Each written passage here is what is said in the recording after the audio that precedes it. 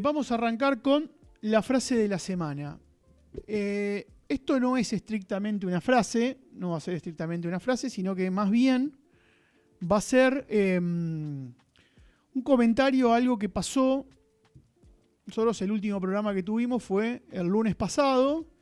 En el medio tuvimos 2 partidos de Argentina, ¿no? China, ayúdame. 2 partidos de Argentina. Martes Egipto, sábado Suiza. ¿No? Bien, ganó los 2, ¿sí? Pero los 2 rivales terminaron enojados. Y terminaron enojados con el reglamento, ¿sí? Esto es lo extraño. El reglamento bien aplicado, sin embargo, enojó a los rivales, federación, cuerpos técnicos y en algún que otro jugador. ¿Sí? Puntualmente, 2 casos diferentes. En el caso de Egipto, su director técnico, que ya había tenido problemas previos, hizo todo un escándalo, incluso pretendió utilizar mal o erróneamente el protocolo antidiscriminación con la cruz en los brazos, haciendo la cruz con los brazos. Igual, ¿por qué lo aplicó? ¿Para quién? ¿Para el árbitro? No, en realidad la excusa fue que había visto una bandera de Israel desplegada en la tribuna y que eso le resultaba discriminatorio y ofensivo. A lo cual se acerca el protocolo antidiscriminación, está más pensado para los que están adentro del campo de juego, ¿sí? O cuerpo técnico o jugadores, pero que están en el campo de juego. No a los que están afuera. Para los que están afuera está la seguridad. No, porque a mí me llamó la atención que lo hizo cuando se acercó el árbitro y si esa bandera estuvo desplegada en todo el partido es como extraño. En realidad lo que entiendo es que quiso hacer algo de tiempo, demorar el partido, porque veía que Argentina se venía, porque ya era el 2-2, si no me equivoco, y la excusa que encontró fue esa, pero en realidad... De hecho, si vos te fijás las imágenes, el propio cuerpo técnico estaba tratando de frenarlo, porque estaba mal aplicado. Después se peleó con un fotógrafo, se quiso pelear con Scaloni. No, salió hecho una fiera, con todo el mundo. Sí, en el aeropuerto también se quiso cagar a trompadas. Sí, uno de los jugadores habló de partido amañado, de torneo amañado. Si es así, que nos avisen, así no sufrimos tanto, por favor, les pido. ¿Y todo por qué? Porque se había aplicado el reglamento. ¿Cuál en particular? El que le había anulado el gol a Egipto por una jugada previa, y ellos pretendían que se anule uno de los goles de Argentina, si mal no recuerdo. Pasaron pocos días, pasaron 6 días, pero quedó tan lejos, pasó tanto en el medio que uno se pierde. Bien.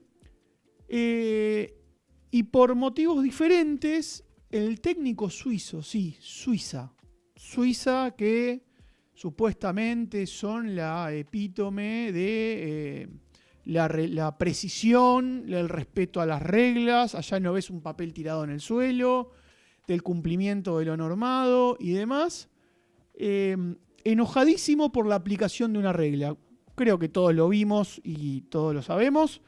El jugador en bolo finge una falta en la mitad de la cancha. Esa supuesta falta produce la amonestación de Leandro Paredes. El VAR llama al árbitro por lo que se llama confusión de identidad, si no me equivoco.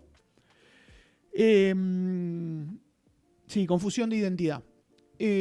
Para decirle, mira, amonestaste a alguien que no correspondía a ser amonestado. El árbitro se acerca al VAR, ve la jugada, le quita la amarilla a Paredes y se la aplica a Embolo por simular, quien ya tenía amarilla, y esto termina en una roja, ¿no? Amarilla más amarilla, roja. Enojo, grito, desaires, etcétera, etcétera. Una regla que es cierto, era nueva, se había empezado a usar en este mundial, pero que ya había sido aplicada en Estados Unidos contra Paraguay, ¿sí? Contra... se me fue el nombre de... Almirón, ahí está, exjugador de De Lanús, sí, Seba, malos perdedores. No, Seba, el jugador no lee el reglamento, tendría que obligarlo a saber las reglas. Sí, el problema acá no es solo el jugador, también son los cuerpos técnicos, y sí, deberían leerlo. Almirón le pasó de todo, porque a Almirón le pusieron una amarilla por confusión de identidad, revisión de VAR, y después por el protocolo Prestaini, por taparse la boca, lo echaron. Almirón tuvo un mundial para el olvido, por decirlo de alguna manera. Bueno, era una regla que era nueva, que es cierto, pero que se venía aplicando desde los primeros días de junio, o sea, hacía casi un mes, que ya había sido aplicada en algún partido, entonces claramente lo tendrían que saber. Ahora bien, acá el problema es que en estos casos, en ambos casos, tanto jugadores como cuerpo técnico se enojaron por la aplicación de la norma y por la aplicación correcta de la norma. Esto es lo que más ruido hace, porque no se trató, en otros casos sí hubo polémicas, hubo cosas discutibles, pero acá el problema no es un tema de interpretación, es un tema de aplicación, sobre todo en este último caso. En todo caso, enojate con la norma. Ahora bien, ¿cómo es la situación? Cuando la norma nos favorece, es justicia, es orden. Cuando el VAR interviene, es lo que corresponde. Ahora, cuando el VAR o la norma no nos favorece o nos perjudica, que en realidad su aplicación termina descubriendo algo que habíamos hecho mal, porque todo esto nace porque Embolo pretendió engañar al árbitro. No nos olvidemos de esto.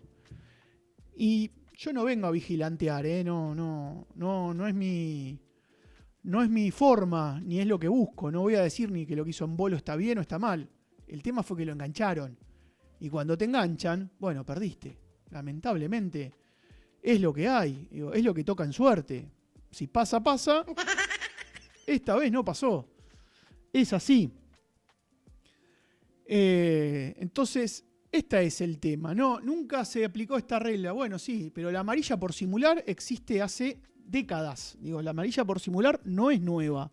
Entonces, cuando vos simulás, sabés que te exponés a una amarilla, ¿sí? Además, una simulación en una falta en el medio de la cancha, sin mucho sentido, sin tener, no estabas obteniendo una ventaja más que posicional, con un jugador que estaba de espalda, lejos, que te daba tiempo para llegar a la pelota, pasarla, hacer cualquier otra cosa.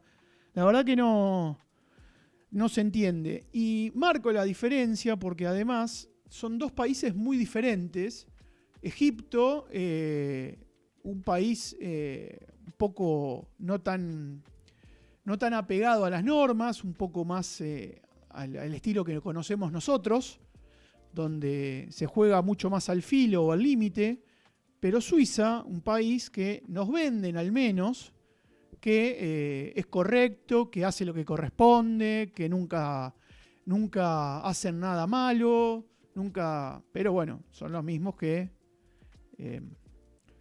no voy a entrar ahí, dejémoslo así. No voy a entrar ahí con qué hizo Suiza en los últimos 80 años, sobre todo con el dinero. Dejémoslo así. Sí, dejémoslo así. No voy a generarme más problemas innecesariamente. Bien, entonces esto ya excede a Egipto o ya excede a Suiza, ya es un tema humano. Entonces, si la regla me favorece, está bien, es justo, es lo que corresponde. Si la regla no me favorece, es un robo, le inventaron ayer, esto es un amaño, lo hacen para perjudicarnos. En definitiva, termina siendo el poner la responsabilidad en el otro, ¿sí? Porque de vuelta, Egipto estaba buscando responsables a que en 15 minutos le hicieron 3 goles y le levantaron un 2-0. Bilardo decía que no hay peor resultado que el 2-0 a favor, ¿no? Bueno, Egipto lo demostró.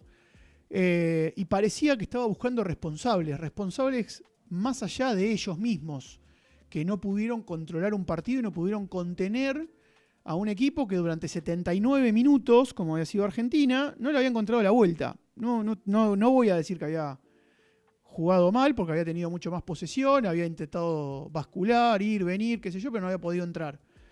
Y Suiza, o el cuerpo técnico suizo, parecía que estaba buscando excusas para algo que había salido mal. Embolo había intentado engañar al árbitro, lo descubrieron, lo amonestaron, lo cual redundó en una expulsión, y la culpa es del árbitro, porque incluso hasta el técnico habló de un error arbitral. Lo que pasa es que yo creo que si no hubiese hecho la falta anterior, se hubiera reducido toda una amarilla y listo. El problema es que ya antes cometió una falta. Sí. Creo que a Paredes mismo le pateó. Sí, no recuerdo exactamente, pero igual también son las suertes, ¿no? Porque si no hubieran amonestado a Paredes y hubiera sido solo una falta, sí, para mí común y corriente, pasaba. Claro. Y no lo llamaba al VAR y el árbitro no lo amonestaba por simular. El tema es que al acumular una amarilla y encima quedar expuesto el árbitro, que es el que está arbitrando mal, él dice, no, loco, yo me tengo que hacer cargo de que si estoy haciendo un error no quedar como un pelotudo y tener que expulsar a justamente porque acumuló una amarilla. Sí. Digo, en definitiva fue algo que le salió mal, pero a lo que iba, o lo que yo quería tratar en este tema, es esto de cómo ponemos en el otro y enseguida buscamos la teoría del complot, ¿sí? O la teoría conspiranoica, que está bastante de moda en los últimos años, sobre todo en la última década.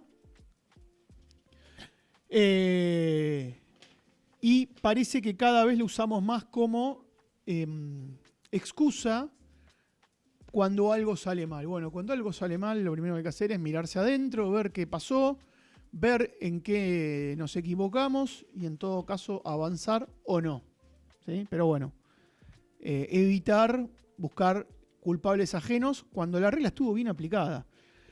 ¿Por qué traigo también esto? Más allá de que fue tema de la semana, que fue tema de estos días, porque esto también pasa muchas veces entre países, ¿sí?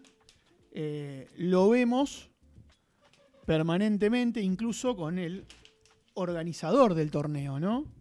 El organizador del Mundial, uno de los organizadores del Mundial, donde ahora se está jugando, está permanentemente tensionando, estirando reglas, cuando le conviene las usa, cuando no les conviene no las usa, o se queja, o llora, o invade, o ataca con misiles y demás. En definitiva, si está la regla, habría que tratar de cumplirlo. Cuando la transgredimos, no voy a entrar en la moralina de que está mal transgredir la regla, pero sí decir que si la transgredimos, tenemos que entender a qué nos exponemos. Esto es algo que yo muchas veces le digo al cliente, le digo a mis clientes. Bueno, listo. Fijémonos cuál es la regla, qué es lo que hay que hacer. Incluso para si vos decidís no hacer lo que tenés que hacer, saber a qué consecuencias te exponés. Bueno, después la decisión es tuya. Si la transgredís o no la transgredís. Sabé cuánto te puede costar el riesgo. Y como siempre, la idea es reducir daños o reducir riesgos, ¿sí? Cuanto uno más apegado está a la regla, menos riesgos corres. Cuando uno busca transgredirla, bueno, es lo que pasa, se expone a este tipo de cuestiones. Bien, este era uno de los temas que quería hablar, de rabiosa actualidad, y es hacia dónde vamos. ¿Cómo lo viste, China? Bien, me gustó porque lo llevas para tu lado, pero hablas de fútbol, ¿viste? Es como que le buscas la magia. Está bien, bien de abogado, ¿no? Digamos. Y bueno, es lo que hay que tratar. Es tu rama. Es lo que hay que tratar. Igual es cierto. Sí, perdón. No, es cierto que decías. No, es cierto que yo vi mucho en Twitter, mucha respuesta de, loco, está todo arreglado, Y es como que, pero ¿para qué vamos a sufrir tanto? Es más, si tengo que comparar un poco lo que hablábamos el programa pasado con Ivo, en todo un tema. Creo que estoy sufriendo más en este mundial que en el de Qatar. Y no significa que la selección haya bajado o subido su rendimiento. Puede tener partidos y rivales, pero para mí lo más fuerte fue la final con Francia y Holanda. Pero después en el medio siempre arrancábamos ganando. Sí, el partido con México hasta que se abre con el gol. Claro. Pero bueno, sí es cierto que la selección esta vez tiene mucho más para perder que la vez pasada. Porque todos intuimos que podría ser el último mundial de Messi. Se viene o se impone un recambio generacional. Y también hay mucha más gente. También es un tema de la mirada del otro, de nuevo. La mirada del otro, ¿no? Mucha más gente como queriendo que a Argentina le vaya mal. Y es como que uno sufre porque no quiere escucharlos cuando si a Argentina le va mal, no quiere escuchar a esa gente cayéndote. Entonces, también me parece que pasa un poco por eso. Es un poco la mierdilla de redes sociales que termina generando estas falsas rivalidades, porque la verdad que son rivalidades inventadas por 4 energúmenos que buscan likes, buscan views, generan rage bait y generan un modo de vida con eso. Lo que pasa es que vuelvo a lo mismo. Quieren instalar la idea de que está arreglado, pero digo, si estuviese arreglado, creo que no sufriríamos tanto ni hablar. Como estamos sufriendo en este mundial. Por eso la comparación. A ver, instalan lo de la idea que está arreglado porque no tienen otra cosa para instalar. Y claro, porque y después, ¿qué decís de tu selección, de una selección que te dio vuelta a un partido que ya estaba perdido 2-0? Porque después es fútbol, porque digo, está arreglado, está bien. Cuando Argentina pierde la final del 2014 con un clarísimo penal no cobrado en Neuer o como se pronuncie, al Pipita Higuaín, Argentina mascó bronca, pero no salió a decir está todo arreglado, nos robaron. Es como, bueno, está, se perdió. Nos quedamos más con el era por abajo. De Pipita. No, del que juegan, de era por abajo Palacios. Era por abajo Palacio que con el penal no cobrado de Higuaín. Lo que pasa que ahí, para mí, hay dos cosas. Primero, se le dio mucho a Higuaín. Y bueno, y ya era histórico que se le dé mucho a la selección. Se le pegaba mucho más a la selección desde que acá, por ahí a de todos hecho, los de afuera. Se le pegaba más desde Argentina que desde afuera. Exactamente. De hecho, ayer vi un video que me hizo llorar un montón con respecto a Messi y que ahora se está por retirar. Pero eso por un lado. Y después que también en 2014 no había mucha masividad de salir a putear en Twitter. Pero ya había Twitter, ¿eh? Sí. Retweet, está bien. Twitter ni tampoco Instagram. Twitter no era la cloaca que es ahora, estoy de acuerdo, pero yo ya en 2012 ya me peleaba con gente por Twitter, ¿eh? Está bien, pero a lo que voy es que una pelea por una red social, ya sea Twitter o Instagram, no tenía tanto peso como que hoy se haga algo visible en redes. No había tanta viralidad y había mucho más peso de los medios tradicionales. Eso es cierto, y no había este concepto de los influencers o de los creadores de contenido digital. De hecho, ahí está. Vos mismo lo estás diciendo. Había peso de los medios tradicionales. Bueno, en el 2014, cuando pasó esta final, lo primero donde más se le fue pegando era Messi a la selección y se le daba. Y jamás que yo recuerde, obviamente por ahí con tus allegados o con la familia, puteaste porque sí, era un penal que no lo cobraron. Pero en la realidad estábamos todos calientes con la selección y mismo es lo que era el mensaje que se daba en un televisor o en cualquier medio. Pero hoy ponele, si hay un debate de algo, como lo que pasó con Flor Peña, ¿no? Uh-huh.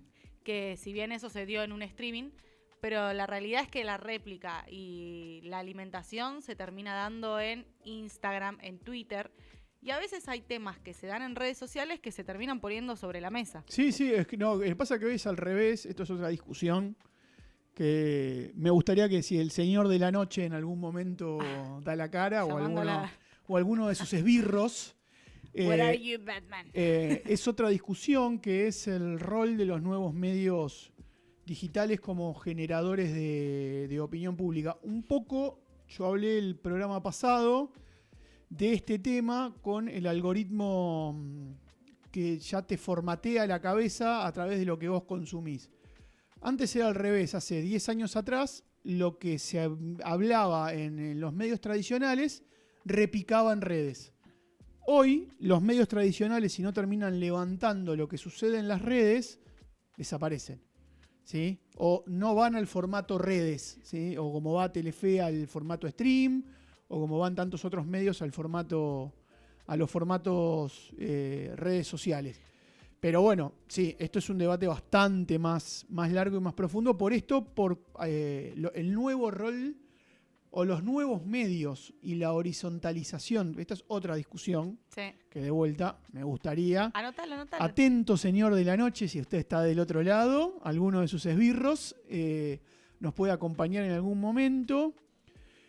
Por eso, para cerrar el tema... Sí, perdón, ibas a decir el tema, ¿no? No, que es la nueva horizontalidad de los medios de comunicación. Hasta hace 10, 15 años atrás, los medios de comunicación se manejaban con una lógica vertical.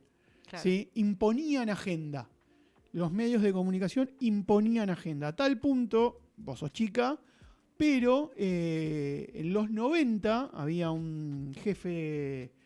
No me acuerdo si era ministro del Interior o jefe de gabinete, no me acuerdo bien el lugar que ocupaba, se llamaba Carlos Corach, que todas las mañanas a las 6 de la mañana daba conferencia de prensa en la puerta de su casa porque quería evitar que los diarios que habían sido impresos a las 3 de la mañana impusieran la agenda del día.